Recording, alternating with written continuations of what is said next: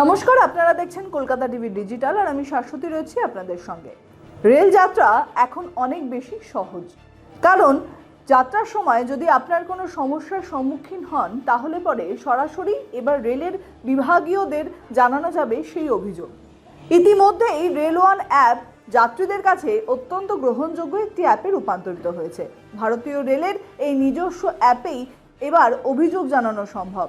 এই অ্যাপের মাধ্যমেই একাধিক জায়গা থেকে আপনি অভিযোগ জানাতে পারবেন। তা আপনার কোচের কোনো সমস্যা হোক, সিট নিয়ে অন্য যাত্রীর সঙ্গে ঝামেলা বা রেল কর্মীদের সঙ্গে কোনো বচসা হলে সেই অভিযোগও এবং তার সঙ্গে ছবি ভিডিও আপলোড করা যাবে এই রেল ওয়ান অ্যাপের মাধ্যমে। এখানে প্রথমে এই রেল ওয়ান অ্যাপটিকে ডাউনলোড করতে হবে, তারপর আপনার নিজস্ব মোবাইল নাম্বার বা আইডি দিয়ে সেটিকে রেজিস্টার করতে হবে।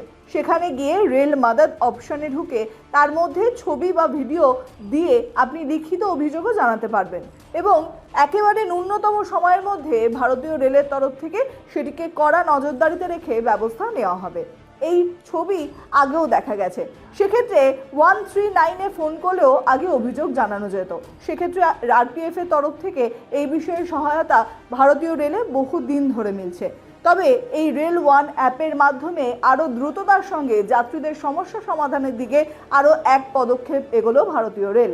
সেক্ষেত্রে ভারতবর্ষের যে কোনো প্রান্তে আপনি যদি রেল যাত্রা করেন তাহলে আপনার কোচের যে কোনো সমস্যা বা আপনার যাত্রাপথের কোনো সমস্যা নিয়েও আপনি জানাতে পারবেন সেই অভিযোগ, যার মাধ্যমে দ্রুততার সঙ্গে সেই সমস্যা সমাধানের দিকে কড়া ব্যবস্থা নেওয়া হবে। কারণ এই অভিযোগ সরাসরি পৌঁছে যাবে সেই সংশ্লিষ্ট বিভাগীয় প্রধানদের কাছে, যার মাধ্যমে আরও দ্রুততার সঙ্গে সেই সমস্যাগুলিকে সমাধান করতে সক্ষম হবে ভারতীয় রেল। তাই বলাই যায় আগামী দিনে এই পরিষেবা যাত্রীদের আরও সুব্যবস্থা দিতে পারবেন রেল যাত্রার ক্ষেত্রে এবং এই ব্যবস্থার মাধ্যমে যাত্রীরা কোনো সমস্যার সম্মুখীন হলে দ্রুততার সঙ্গে সমাধানও পাবেন।